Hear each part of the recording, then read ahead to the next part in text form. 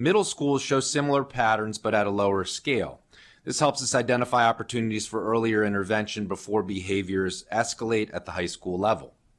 Elementary schools have fewer incidents overall, but still require attention to areas such as supervision, access control, and early behavioral supports. As you know, one thing that we strongly consider is only a quarter of our elementary schools right now have school-based security staffing. So that's another thing that we certainly take into consideration when we look at this data. This breakdown allows us to tailor training, staffing, and support based on the specific needs of each level rather than taking a one-size-fits-all approach. But you'll see in our next steps, we're revising categories for the internal serious incident reports to be able to pull the data to show the level of accuracy that we're going after. At this time, Mr. Chief Jones, I'm going to turn it back over to you. We're ready for questions. Okay. We're ready to open up for questions. Yep, thanks. Good. I was so excited. Okay. This was honestly, if anything, it shows that there is true collaboration here. Okay, so I want to start there. And I think for me, the best example that I can give is when I joined the county council, and it was mentioned by the HHS team. When I joined the county council, I was facing this fentanyl crisis happening mostly in my district. And I do want to appreciate County Executive Mark Elrich for working with me very, very closely to ensure that we will get identity. And I want to thank every single one of my colleagues for supporting this initiative to ensure that we will have a nonprofit, in this case it was Identity, to work with HHS, the police department, and the school district to ensure that kids dealing with fentanyl will get the help that they needed, and also understanding what was happening in the family to also help them. And I think that's a great example. And to be completely honest, was is the reason why I wanted to have this meeting together, because for me, that relationship, what happened there worked. The level of number of kids like getting, and so you all know, many of these kids I knew walking around my neighborhood and going to stores and stealing and so forth just to buy fentanyl. And probably a year and a half after we kicked off the program, I had lunch with some of these same kids that were going through this phase in their life. And looking at their faces, it was day and night, how the impact of this program helped them. And I tell you, I met with Montgomery County police officers from District 4, that police district, constantly. And I want to give a shout out to Commander David Smith, because he and we're probably talking at least once a day. Okay, same thing with Identity through Diego and Ms. Morales, and MCPS, meeting with school principals. So I think that what happened there kind of opened my eyes to see the importance of having those relationships among different agencies to make a difference in our families. So I wanted to say that. The second thing, and this is where the question /comment.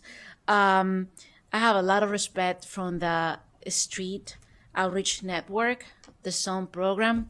These guys are amazing, mostly because all the work that they do on prevention, and I do believe the county we're doing great work, but we need to do more work to ensure that we have more coordination and resources needed, and I'm not talking about the budget,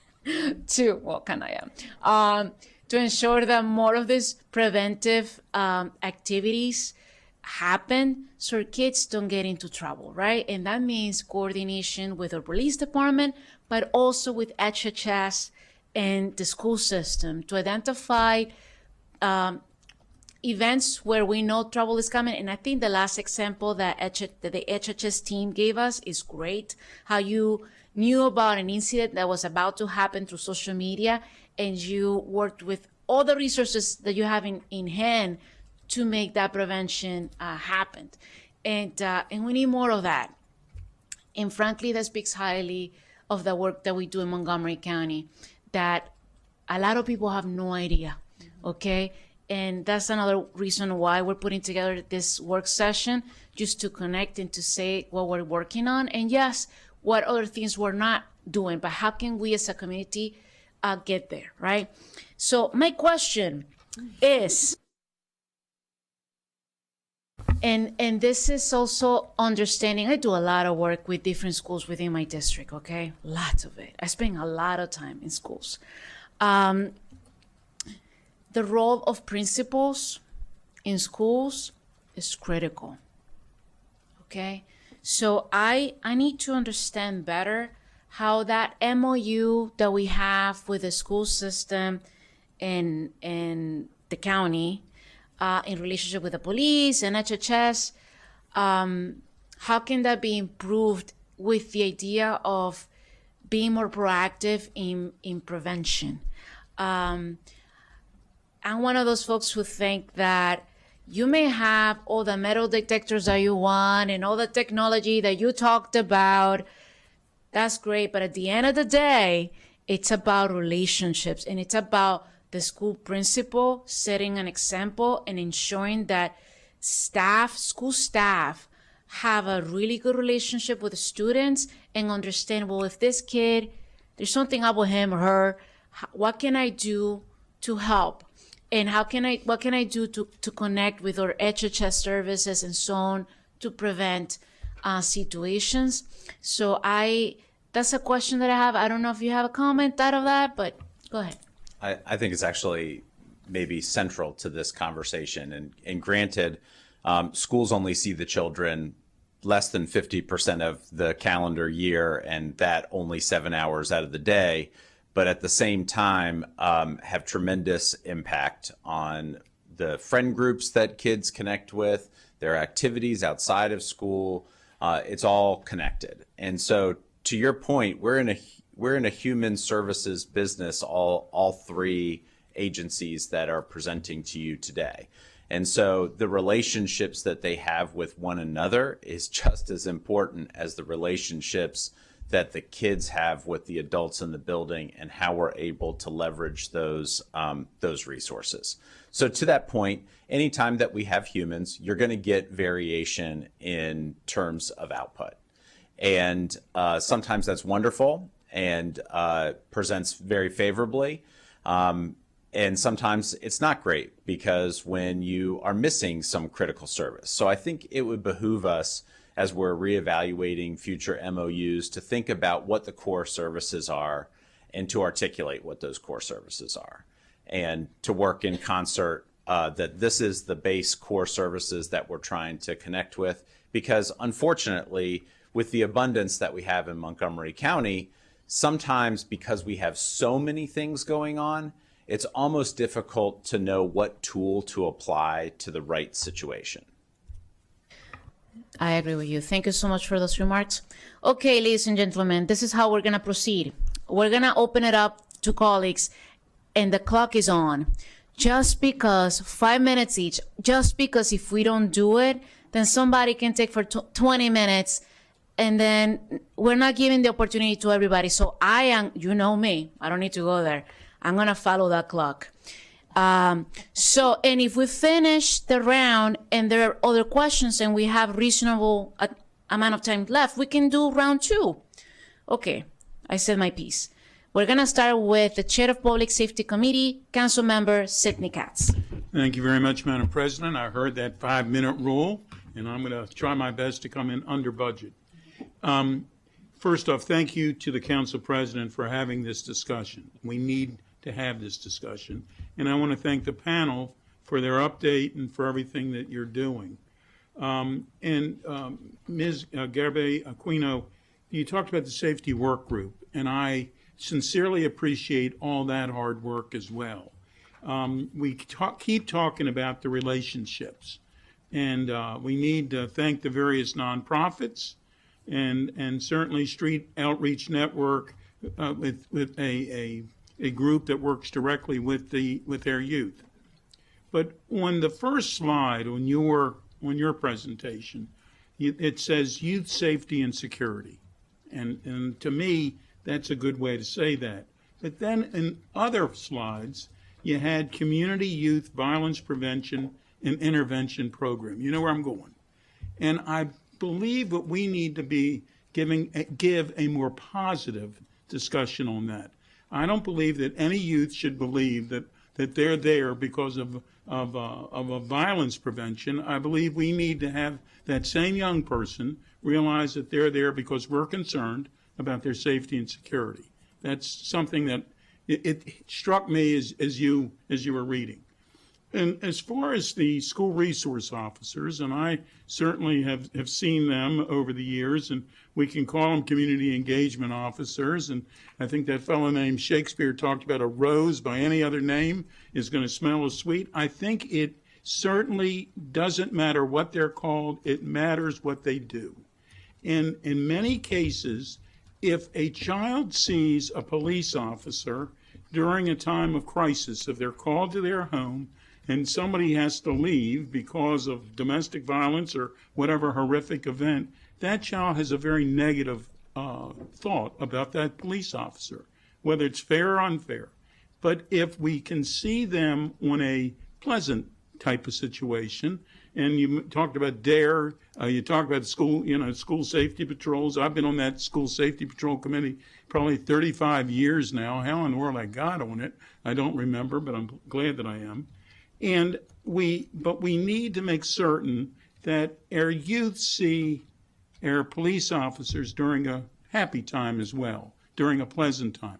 And we also have to talk about the truancy prevention program that the state's attorney is working on. I know Ms. Rivera-Oven is very familiar with that as well. And that in itself, not only does it make certain that those young people come to school, but it reminds them, because there's a mentor involved, it reminds them how important they are to someone else, and what that means. So I'm going to come in under budget. I just think it needs to be we all need to be reminded that it takes a village to raise a child, but it takes that same village to keep them safe. Thank you very much, Council President. Thank you. Thank you for that comment, Council Member. And I will say we've had these discussions both internally and with our partners as well.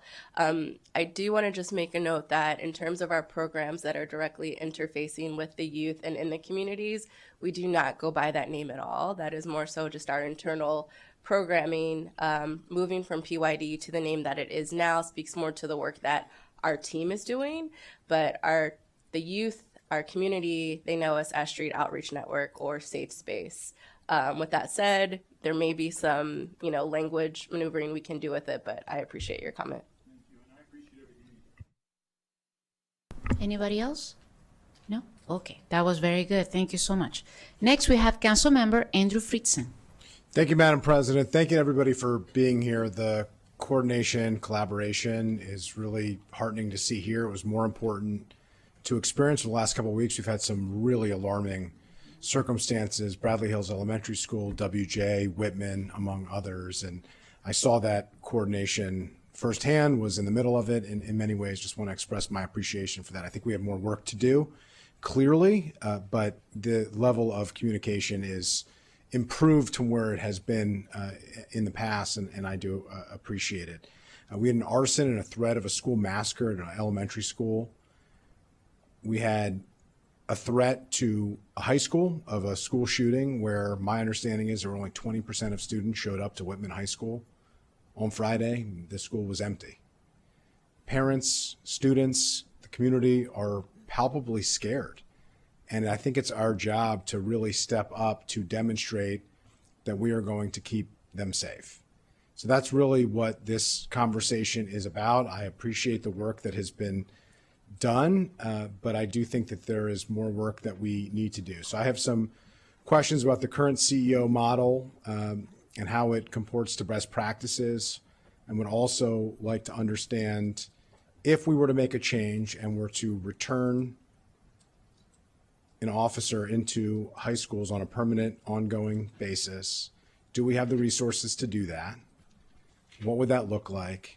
And do we have the resources, and what would it look like to have adequate coverage as is required by state law for our middle and elementary schools? Because one of the things that we saw this past week was we had a threat of a school massacre to an elementary school and concerning situations and threats to the same cluster's high school. And that presented a challenge and a concern among parents of whether or not their kids were going to be safe. And as a result, we had hundreds and hundreds and hundreds of parents that did not feel safe to send their kids to school. And some of the students who told their parents they refused to go to school. And I heard from a lot of them. So I just would like an understanding of that. Yeah, I can start. So in my opening statement, I'd indicated that we're very fortunate to have some very strong allied partners.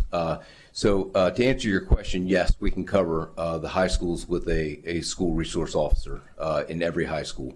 And that's along with our allied partners. But something And then what would that look like for the adequate coverage for then the middle and the elementary schools? So I think that's a key part of this too. Well, so then the conversation has to be had is that officer exclusively going to walk into that school and stay there all day long? And I don't think that's what we're planning to do, or what we envision we would do. We would still have some oversight and watch on our middle schools and elementary schools. However, we can push some of the less serious incidents at our middle and elementary schools to our patrol. But we would not want to burden patrol with going to the schools as little as possible. Going into, when you look at our staffing situation, we can't cover all the schools. We just can't. I appreciate it. I think that we need to look at revisiting these issues. As I have said consistently before, police officers should not be involved in school discipline, never should have been, Nope. and aren't, as according to policy. So we need to make sure that that is followed through upon. But I do think we should address that, and I would like to follow up on that. A follow-up question on the school safety audits. We saw this and some concerning dynamics with some of these issues. WJ has some emerging issues that need to be addressed, or other incidents as well. How is the process of a school safety audit communicated to parents, to elected officials, to the public? How does that process work? And are there any changes that you expect to have happen based on school audits occurring? Because there's been an ongoing concern that there's a understanding that a school audit for safety might be happening, but no understanding what the results are, or whether or not there's any follow through on it. We've heard this at BCC, we've heard this now at WJ, we've heard this at Magruder, we've heard this at a number of different locations. Yeah, so really quick, back to your SRO question, and I kind of want to answer your question with a question and ask if there's anything specific in what we're currently doing that wasn't being performed before, or vice versa, that we should be attentive to. I think that's really a good guide for us, because to Councilmember Katz's point, arose by any other name, I think the operationalization of what we're trying to do is what is really important, not necessarily what it's called. And I will say the partnership between the police departments, plural, and the school system, I don't think has ever been as strong as it is right now. So I think that this is a great inflection point and an opportunity that if there are features that council would like for us to be attentive to, that this is a good opportunity to think through what some of those features might be.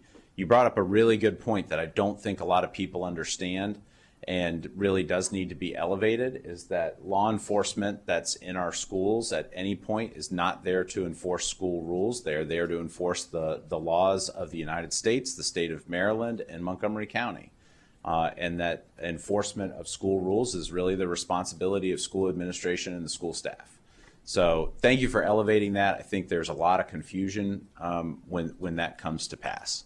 In terms of audits, It may not be in the best interest of student and staff safety to disclose the findings of every audit and some of the materials that come from audits because they may introduce vulnerabilities to bad actors in the community. And we're very sensitive to that.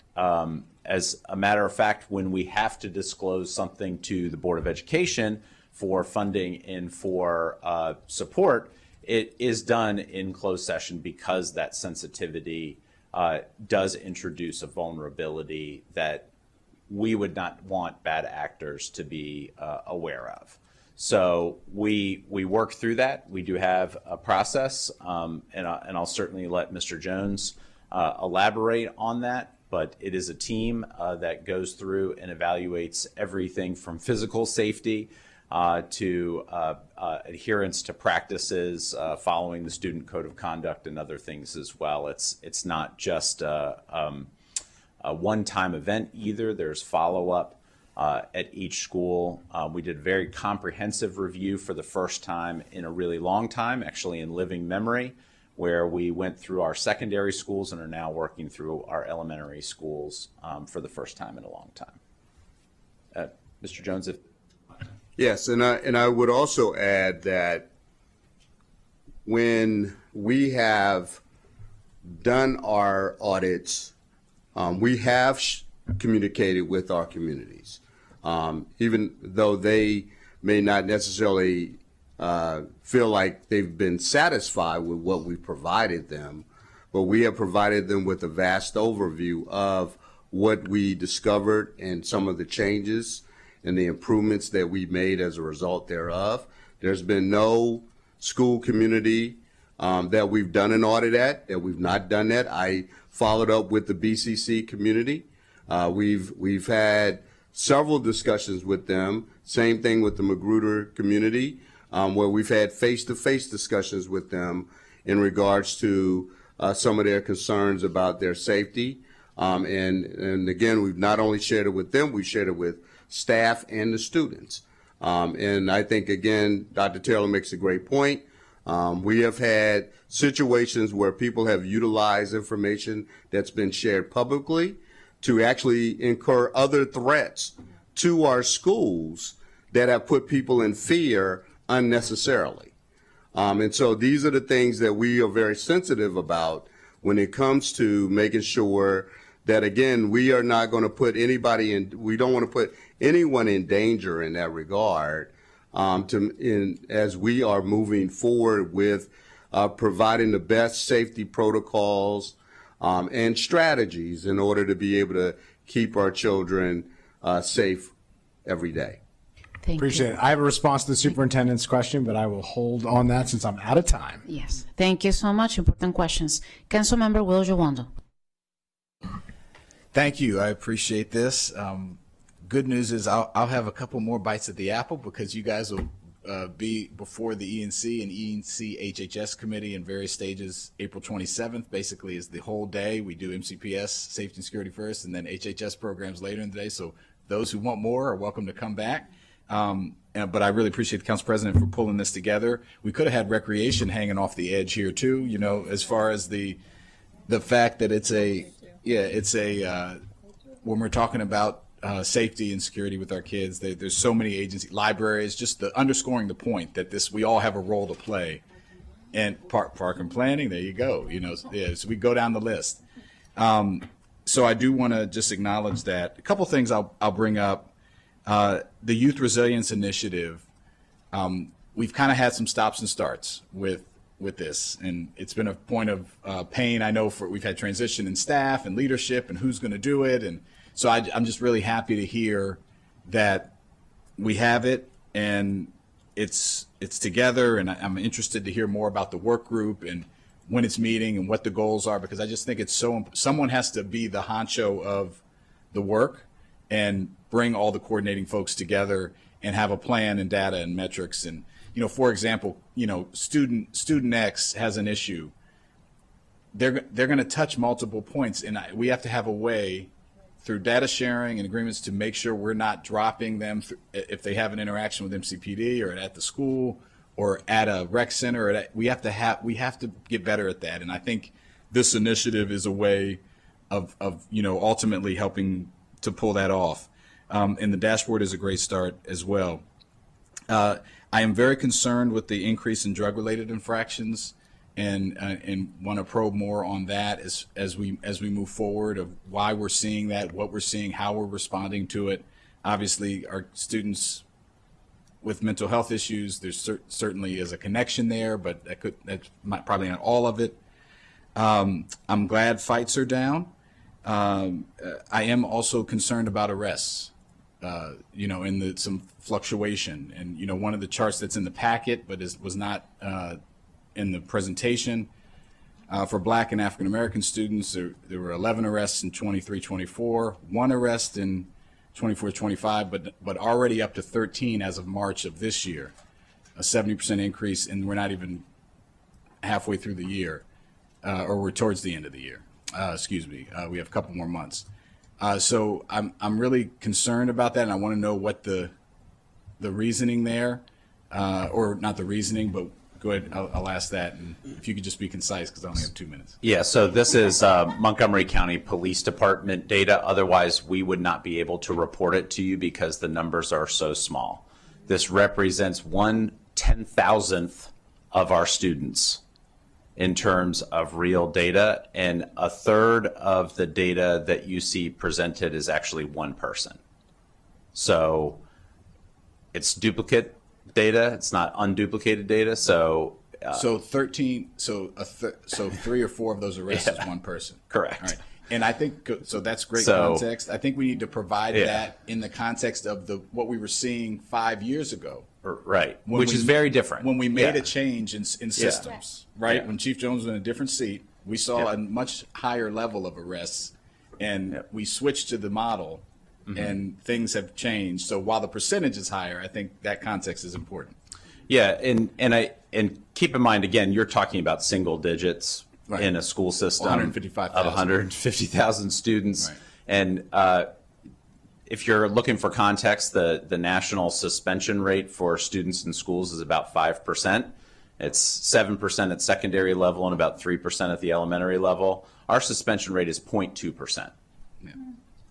So Also important context. we are definitely in the tail of the bell curve, in the right place. Doesn't mean we're not concerned. Doesn't mean we don't have challenges. But we're definitely sitting in a positive space relative to other communities who are really struggling with And this the issue. challenge of Montgomery County is that we are our own standard in many cases, so we always have to strive for continuous improvement. The last thing I'll say on the SRO CEO thing, I think the public is widely confused that the cluster model was basically what was in place before in the SRO model. One police officer had to respond to middle and elementary schools in the same cluster before. So this idea we're returning to something is not correct. And former Chief Jones was quoted in the paper saying they're really pretty much the same thing, except we don't have the patrolling of hallways. Some of the things we worked hard and negotiating the board worked on. I think the numbers show we're heading in the right direction. Always more work to do, but appreciate all of your efforts. Thank you. Yes, Go ahead. Chief. I would just like Captain McFarland to highlight something that he's been working on that I think pertains to your drug issue. Yeah, and I can tell you that the drug arrest with the recategorization. Not my drug issue, but the I'm issue sorry. the issue of Yes, sir. I just want to make the sure. drug issue you I've been referenced. accused of many things. The drug issue that you referenced has changed dramatically since the recategorization of cannabis. And the schools do handle in-house most of the drug-related events that occur at schools. But I, in my new position, realized that the police department used to make a lot of arrests for drugs and drug paraphernalia, alcohol, and many of those arrests were diverted DJS to the crisis center, to the program called SASCA, and now the CAS that you referenced. Our numbers of drug arrests for first-time offenders, possession, et cetera, are way, way, way down across the department. But I'm looking to, and I've been working with HHS and DJS to restart that deferral program before DJS that kind of went away during COVID, when a lot of some of the programs went away and the law changed. So we're trying to bring that back. Thank you. Thank you, Madam President. That was a great set of questions and information. Next, Council Member Kate Stewart. Great. Thank you all. I appreciate the presentation today. Thank you to the Council President. I just want to recognize and really thank the departments and community partners for all the great work. And we know there's still more to do. I'm going to start with Chief Garibay Aquino and Chief Martin. I, like my colleagues, are really glad to see the Youth Resilience Initiative move forward. And I do appreciate the word resilience and this iteration of it. And excited to see the dashboard. And I know you're starting, things are just starting to get up and running on this. But I'm curious to build on what Councilmember Jawando was just saying in terms of the potential for the dashboard as well as bringing community partners together. Because as I look at the maps and the potential here, what I'm thinking is, how do we overlay the government services we provide, like where our street outreach network is, where we're seeing the instances, where we see our nonprofit partners already on the ground doing this work.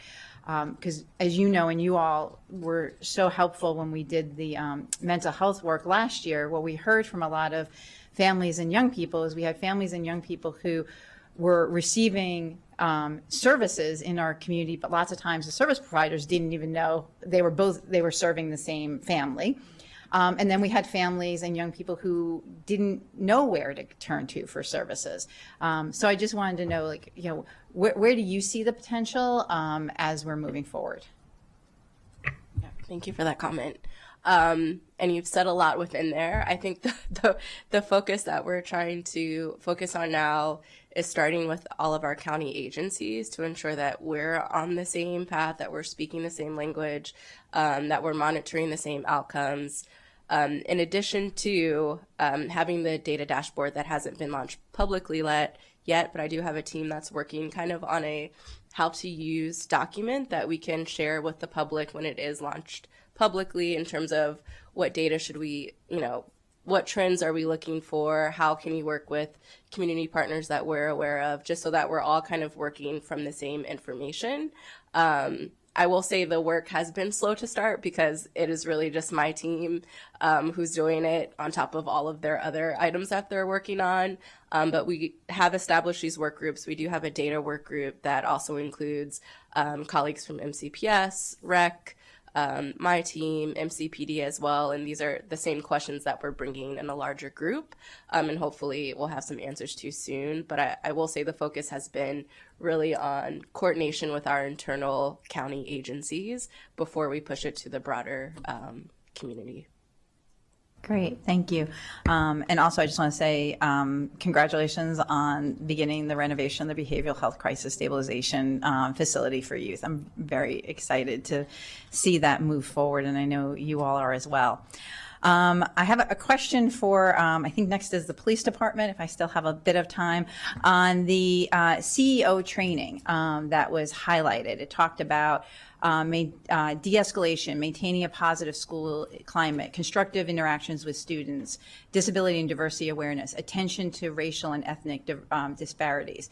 I'm particularly curious if, and you can share it here or we can follow up at another time, attention to racial and ethnic disparities and disability and diversity awareness. What is going into that type of training, and what are we talking to our CEOs about?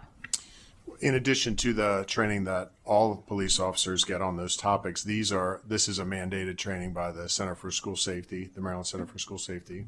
They're the ones that require the 2 weeks before and the annual 1 week of in-service training. So they come up with the topics. So that's what they go through. Is there anything in addition that we do here, because we are Montgomery County? Our police officers, myself included, receive extensive annual training on many of those topics in our in-service online modules and in-service training at the police academy. Great.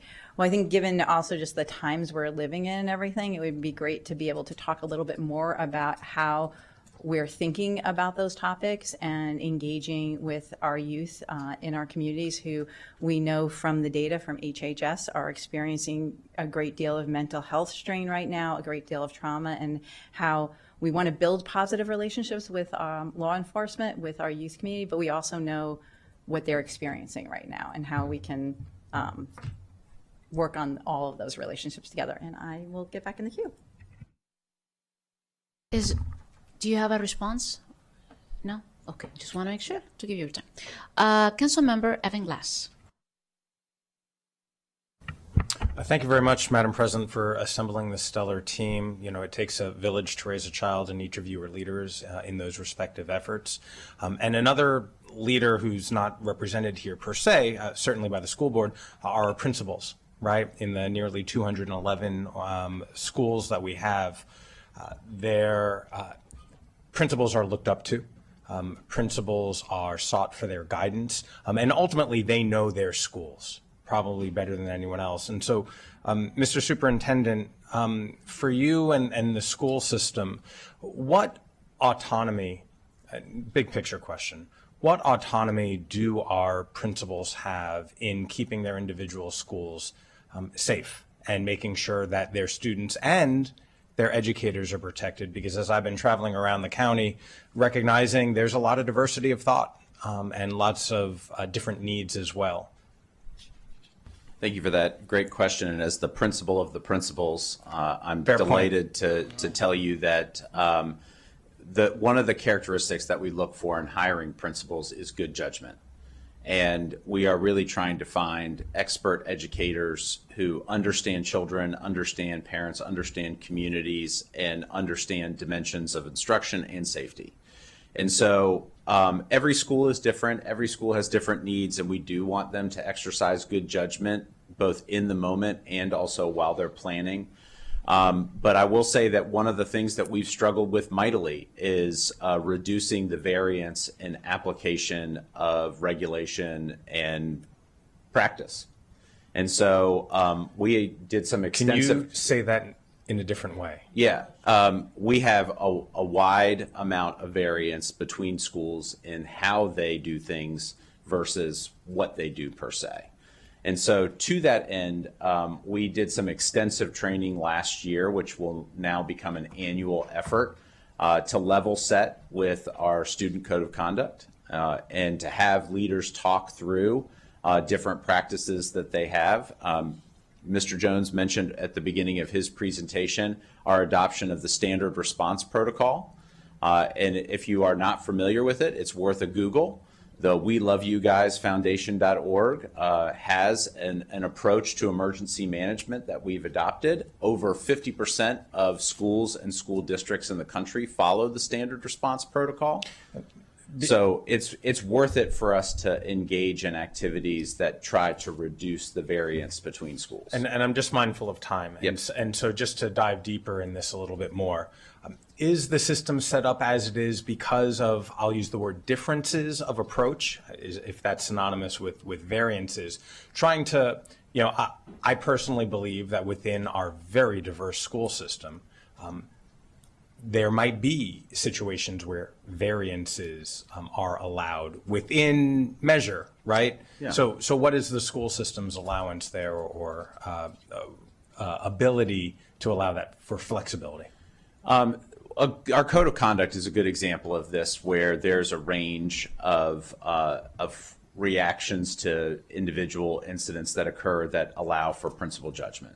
And that's what we would want to see. And so that's on the reactionary side. Correct. What about on the proactive safety side? Definitely on the proactive safety side. And again, I think that this comes down to prioritization and giving the principal some latitude to prioritize what they would focus on as their most important thing for that day, that week, that month, that year, to hammer home efforts. For example, if you had an event at your school that was tragic or that was of concern, and you had staff members who were doing different things during an emergency protocol, you may want to focus more on following the standard response protocol and doing those drills proactively. If there is a principal who wants to have a deeper relationship with public safety or have the ability to utilize new technology, do they have the autonomy to do that? It depends. I would say with technology related to safety, we do have a rigorous review process that we would want to make sure that things like student privacy and things that meet contractual requirements would be adhered to.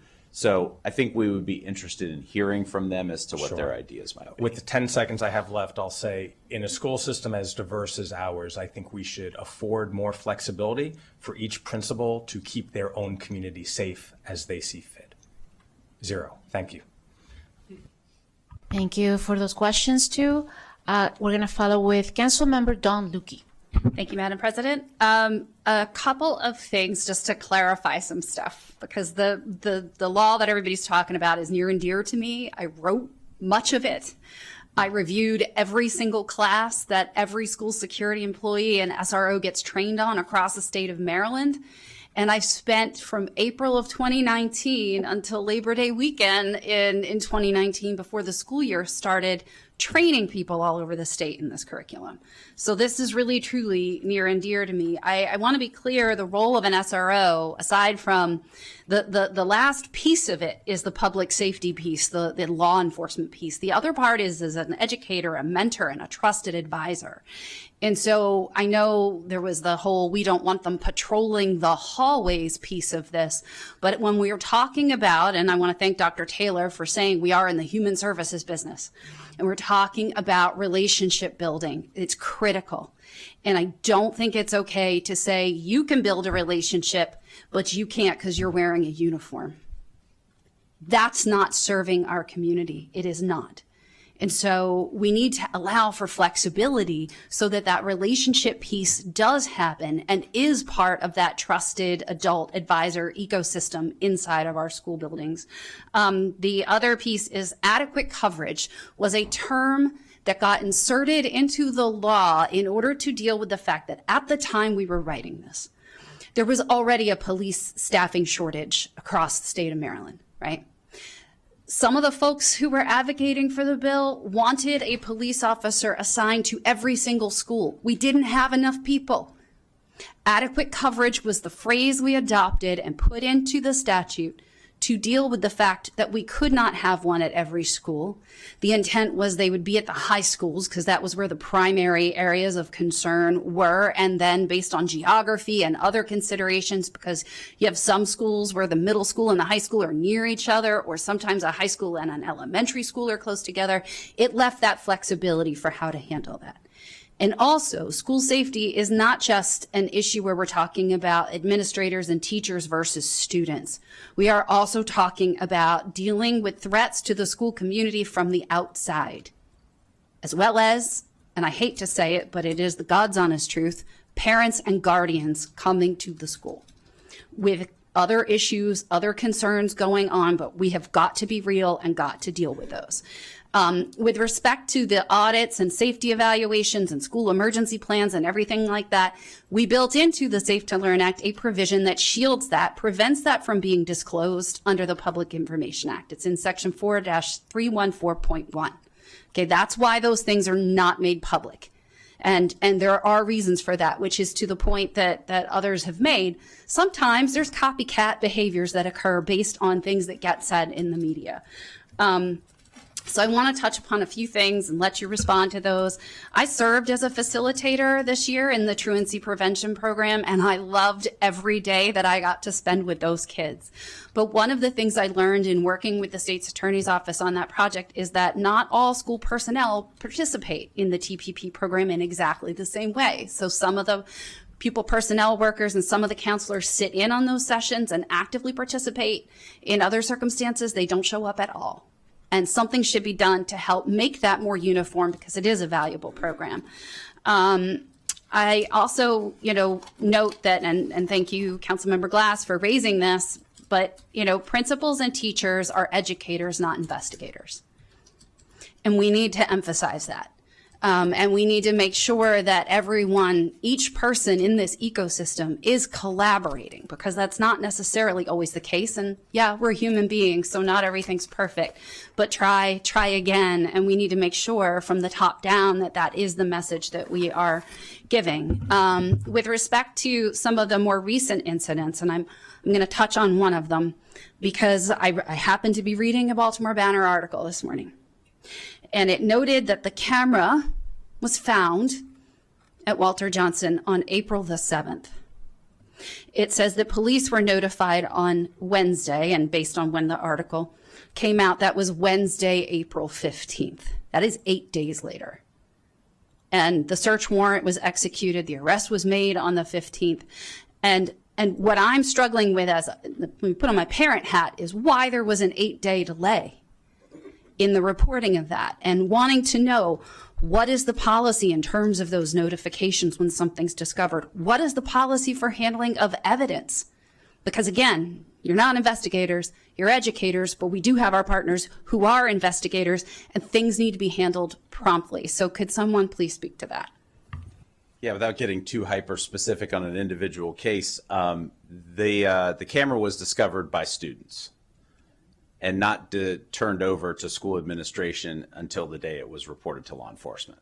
That's very helpful. There's a big gap in the reporting, so that's the solution there, is that it actually was, and the time from a report to principal to report to law enforcement was within the hour.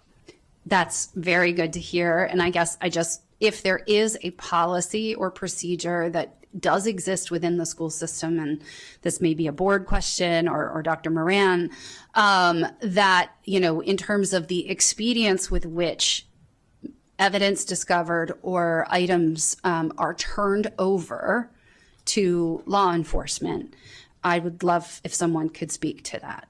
And after that answer, we're going to turn it to another council member. Go ahead. Just very shortly, it's immediate. It's the expectation.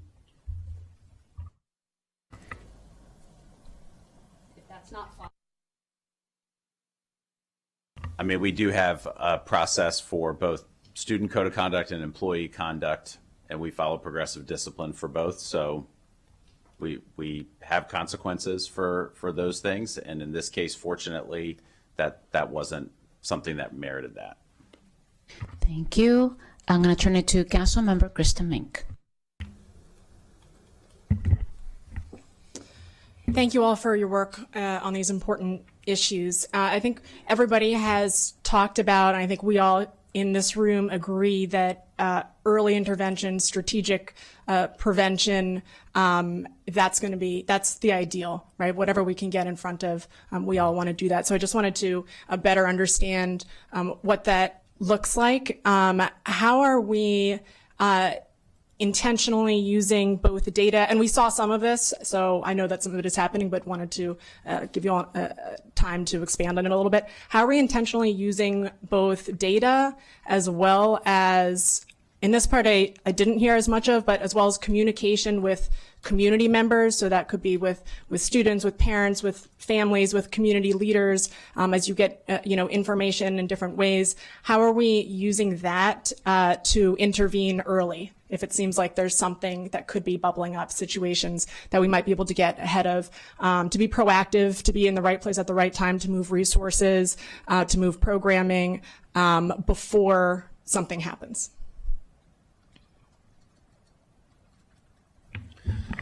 Thank you for the question, Councilmember Mink. I'll be happy to speak to that. So first of all, we utilize the Maryland Safe Schools tip line. We also use Lighthouse, which is monitored consistently by our safety and security personnel.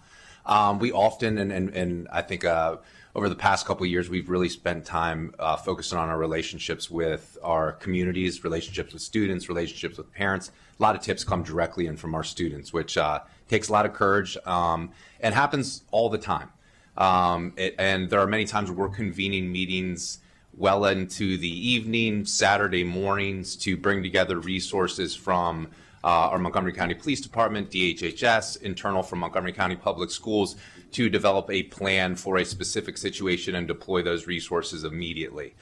We kind of just stand in a ready position as soon as we receive that information. We're very fortunate to work with the police department where we reach out to them, and we have a representative right there. Street Outreach Network is a part of those a lot of times, so it really differs dependent upon the actual threat or situation. And if I could be, I appreciate that. And if I could be a little bit more specific, I'm talking about like before there's a threat, before there's a, there might be a date at this time when it's kind of like we're noticing conflicts between these groups of students that are bubbling up in certain ways. And I'll just say that I have seen that come up in my own district. And a lot of times it's hard to really see the resources moved there until there is an incident.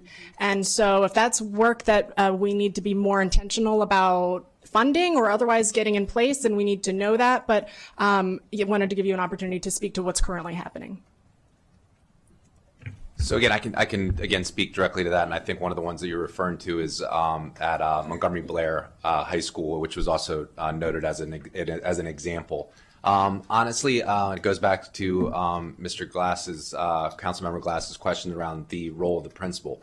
We count on our principals a lot of times to be the person that kind of raises the flag to say, I need support, and these are some things that are being exhibited through the community. They often receive that information directly from the community and then disseminate it to us, which then triggers us to make that exact same call that I just described. So I think a lot of it has to do with trust. A lot of it has to do with information sharing. A lot of it has to do with presence, which Dr. Taylor talks frequently about. And I hate to interrupt, but I only have a minute and 15 seconds. So I appreciate that. And also for work that is so important, there's got to be best practices here. And I think that it's a way to support our principals to provide maybe some guidelines also, because we have seen a lot of variance from principal to principal and school to school. And we've seen some really great success stories. And then we've seen principals who will hear about that like after the fact and be like, oh, like had I known, maybe, we would do something like that too. But I think that having a policy, including, for example, a policy, which we've talked about previously for when principals should flag something for the Street Outreach Network, for example. A policy like that would provide some cover so that there's an awareness, not just amongst schools and principals, but amongst community members that if the Street Outreach Network is involved at your school, it doesn't mean that you're having, gangs and fights and all this stuff. We're actually being very proactive. And that's just kind of the status quo. Whereas I think now there's a different sentiment there in some places and potentially a hesitance to call them in because of that perception. I would be remiss not to speak on the work that our Street Outreach Network does in terms of just being flexible and being able to go to a community or a school when there is an issue.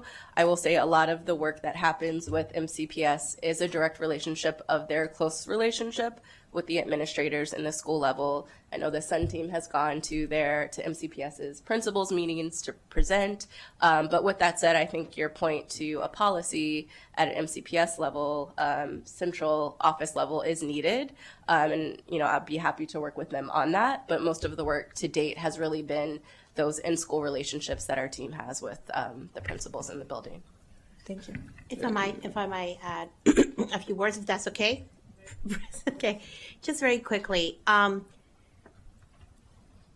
In my previous life, before being on the board and so on, Montgomery County has an issue with any time the police is called or there's gang issues in the school.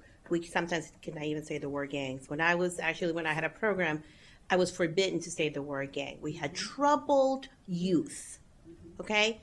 So if we're going to have these conversations, we need to have them, put everything on the table, because there was a culture for many decades, right?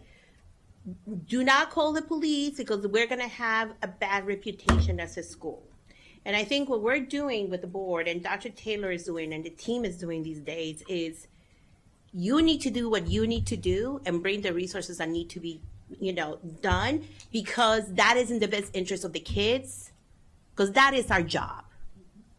So yes, we still have some folks from that culture still in our schools and we're working with them, but I want you to assure you, and with all due respect, I don't really think we need a policy. What we need to do is hold people accountable, which Dr. Taylor is doing, right? And hold all of us accountable, including the parents who are watching at home, right? Because this is something that affects all of us.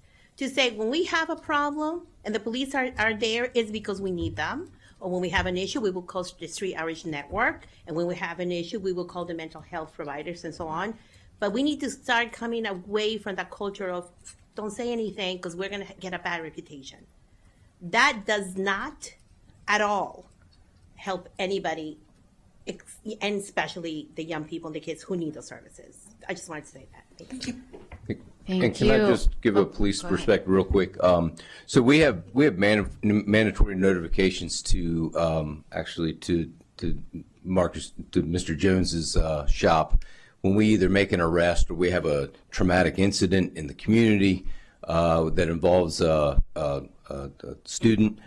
So we make those notifications. But what's also interesting and I think is important to note is when our CEOs are in the schools, a lot of times they are the individuals that these students are going to who are explaining the issues and the heat in the community, and they convey this message to our CEOs who then convey it to the appropriate investigative units and also to the schools.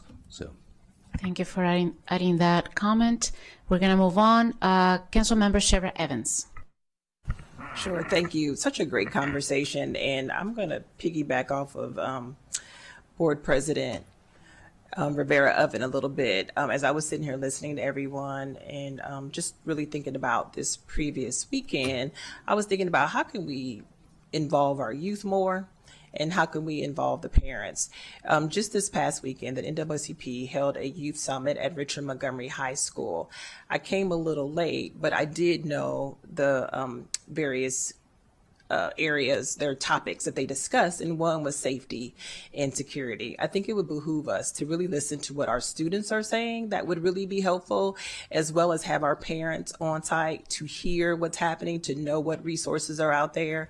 I think what the Street Outreach Network is doing, what the 480 Club is doing is really great. I think our parents need to know more that those resources are available and who are the various organizations that are working alongside their students.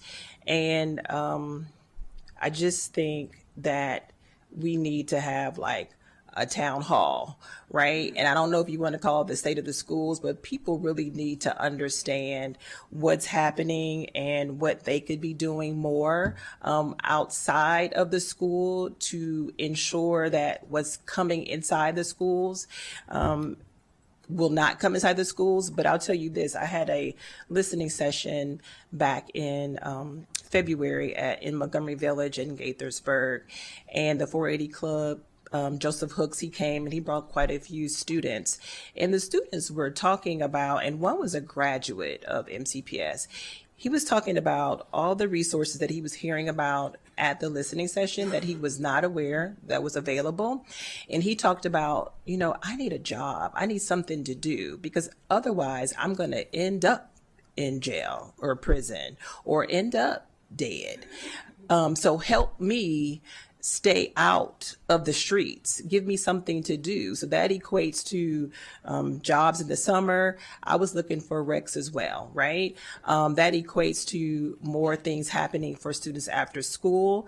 I brought it back to Councilmember Lukey about Steadwick Elementary School wanting EBB, right? The students were talking about, and there were quite a number of students there saying, we can't participate in things after school because we have to take care of our siblings. And that makes a difference. Sometimes return on investment won't be able to be measured, but that looks like a parent being able to stay a little bit longer at school. That looks like students being able to have access to responsible adults or adults that can be role models that can show them the way just by example. So I'm thinking more of not what's here, because what's here is great, but we need to reach out and touch with more people. And I think people just need to know what's happening more inside the school system. Me having served on the board and on the county council, I make the assumption that everybody knows what's going on, but they don't. They really don't. They do not know that they live in a county that is so rich in resources, and we need to let them know. And I think how we let them know is we talk. And as Ms. Rivera Oven said, we be candid, right? We need you all to do these things at home to help us at school. And then when they come to school, here's what we're going to do to better support them. I just don't think that everybody knows. I think we all can do a better job at that.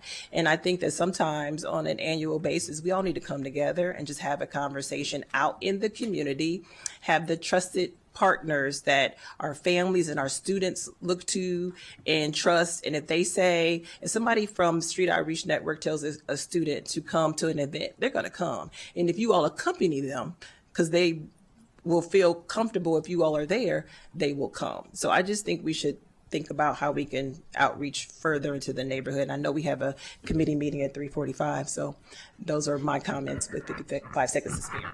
Yeah. Thank you. I am only going to let speak those who have not spoken because we do have a joint committee work session and we need to end at 4 so they can meet at the latest. So next I'm going to go to Councilmember Lori Sells. Thank you, Council President, for convening this, and thank you to all of our stakeholders. I do want to start by just commending the school leadership, our superintendent, for the response that you displayed during the Wooten High School shooting and, avoiding the loss of life. And you mentioned the standard response protocol. Was that the response or training that was used, and is that across all of our schools? It's across all of our schools. It was new this past year. Okay. I'd give us a B- in terms of implementation and execution, and Wooten was a great test of that readiness. It's unfortunate anytime we have an event like that. We certainly learned a lot from that event that we detailed in our after action report. And it did, as a positive, created an impetus for all of our schools to refresh that training with staff. So that is our practice moving forward. It was our practice this year, and it will only get better with time. Thank you. And, as chair of HHS, just thinking about reintegrating our students back into school after they have had interactions with law enforcement. What is that two-way communication channel to ensure that we're sending our kids back to school better than they left, and that our school community is prepared for the wraparound support that's necessary to minimize interactions with law enforcement? I'll let some of my other colleagues and some of the other panelists respond to this, but I actually think that this is an area that we really need to improve. Yes. Fortunately, this is very few students. And that this really is only a handful of students a year, but all the more reason that we probably need to have a lot more intensive support and a standard response of how we would do that. Yeah. And what makes the most sense, and really wrap around to make sure there's not any recidivism, that we're not repeating mistakes of the past, that we don't find ourselves in a position where there's undue bias against the kid or the family for something that might have happened. But obviously, I'll defer to other panelists. But I think this is an area that we could improve in some. Yes. Anyone want to? Yeah, I can speak to that. The Handle with Care program was initiated a few years ago, and officers, when there's an MCPS student that's involved in a traumatic event, whether it be a domestic dispute that their parents are involved in, or a death in the family that officers go to, then the officer themselves makes a notification to the Handle with Care that is then distributed to the school. They don't say what happened, they don't say what to do or what expectations, but just know that this child was involved in a traumatic event. Okay, thank you for that. And I know that a lot of the data usually focuses on, gun safety, suspension protocols, and drug use prevention. But just want to make sure that we're not overlooking other vital areas impacting our students' safety and their well-being. And I, went through the packet and I saw the 2 mentions of sexual assault. And I know it's not, a very fun topic to discuss, but from adults to children, I'm hearing about children even in elementary school who are displaying inappropriate behavior. And so just want to understand what sort of training are we requiring of our educators. I grew up in the time of DARE, and that was for drug prevention. But I visited the Treehouse last week, and just hearing about some of the cases that we're having in our schools are heartbreaking. So. Yeah, very, very quickly, every educator as well as our volunteers go through child abuse and neglect training. And this is actually something that I feel like our school staff really excels at. They do notice behaviors that are out of place, do make referrals to our nurses at HHS, do make referrals to counselors on the staff to dig a little bit deeper. And I think that we've caught a lot of things that otherwise probably would have gone unnoticed or overlooked. But with all things that can be something that continues to get refreshed and responded to every year, because it is so important. And if we weren't addressing those things as proactively as we are, it would be an even more significant issue than it already is. And these are required trainings that they are required trainings. We do go a little bit of an extra mile with our volunteers and with folks that are going to be with children unsupervised. We go through the process of printing them. We go through the process of the child abuse and neglect training. It's not very long, but it does give you some tangible things that you can walk away with, where you have a better understanding of behaviors to look for and things to do and not to do in that situation. And just talking with our officers in closing, just so they can respond as well. Once a situation is identified of an adult who has been accused, what is the response to the situation? Because I met the officer, and I think he said it's just him and another guy that are in charge of responding to all of these complaints school-wide for 150,000 students. So I don't know how big the team is that's investigating these You're referring to complaints. the threat assessment? Yeah. Yeah, it's a team of 3 or 4, depending on their staffing. And they don't just handle school threats. They handle all threats like that across the county, although the vast majority are, this time of year especially, are based in the schools. They do a remarkable job, and they work 22 hours a day, it seems like sometimes.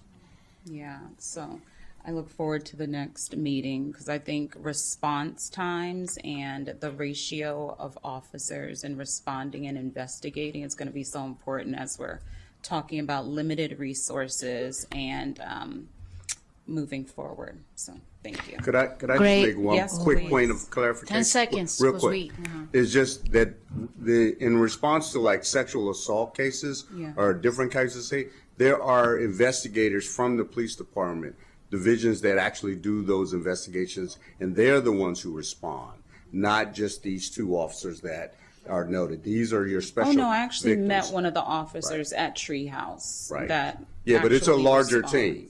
It's a larger Oh. team that does special victims. It's not just a couple of detectives. I just want Thank you so much for that clarification. Very important and an excellent question by Councilmember Lorraine Sells. The last question of the day comes from Council Vice President Marilyn Welcome. Again, we have a joint committee work session after this, and that's why we cannot Make do it a nice and second short. round. It'll be Go short. ahead. First, thank you. Thank all of you for everything that you do. It's so wonderful for you to be to know that you have our kids, keeping them safe, and so I so appreciate that. I also wanted to just thank Councilmember Evans for bringing up the issue of communicating our services. I say that all the time. We have so many services in Montgomery County, but not everybody knows about them. And so the people who are well-informed get access to services, and the people who don't have any clue don't get the services. And typically those are the ones that need it the most. So I just wanted to say thank you to that. I wanted to talk a little bit about issues that happen outside of the school, right? They're students, but they're not within the school system at that particular time. So, and I represent Germantown and Clarksburg, and we go through the same cycles that all my colleagues go through in terms of the crime that happens in the neighborhood perpetrated by youth. And I just wanted to talk briefly about, I really appreciate the information that we get real time about incidents that happen. And those incidents are on social media. Sometimes when we get the text from our communications officer, she's getting it from social media. So I appreciate that it's real-time data. But the problem is, and the residents don't get any follow-up about what happened after the incident. So all they're getting is crime is happening, but they're not getting the follow-up of what the circumstances were, that the bad guys were caught. And I understand the sensitivity that you can't share a lot of facts because otherwise you can't do your job effectively. But there has to be some kind of happy medium. And we've worked very well with the police department in terms of town halls and getting information and sharing information. So just some thoughts on how we can help our residents not feel like crime is happening and we're not doing anything about it. So as far as communication, sometimes it's the principal that can be the most communicative to the community. And so we try to work with the school system. A lot of times we're asking, hold on. And the principal really is like, I've got to get stuff out because it calms things. So I think we have a good working relationship. There's sometimes that we just can't release information because they're ongoing, very volatile, and we need to make sure things are in place, and we've got people maybe in custody or we've tracked down people. So I think we do a good job there. As far as the communication of arrests and what's going on in the community, I would concede that we could improve on our messaging when we do make arrests. We try to provide as much information without giving up the case. With a lot of the things, like even you had said, they're ongoing investigations, and so it's kind of hard to provide information that we're really not privy to give to the community. But we try to be as transparent and open with as much information as we can. And I will say that we could certainly do better in following up to kind of close out things as they get a little older down the road, where it's not as critical that we keep that information from the community. Appreciate all the work that you've done in communicating with us. Just one last thing, the Street Outreach Network. Everyone said great things about it. I know that they're in Gaithersburg and Germantown, but we don't have a relationship with them. We have tried for 3.5 years to have a relationship with the Street Outreach Network, and so hopefully we can do that in the future. I just needed to say that. Thanks. That's a follow-up right there. With that, thank you so much to every single person who came today. We're going to, I think this was very useful. First time it ever happens, and I look forward to having more after the budget. Thank you for the partnership. We're going to adjourn this meeting, and immediately following up this meeting, we're going to have the T&E and go join committee work session. So if you're here for that, stay in the room. We're adjourned. Thank you.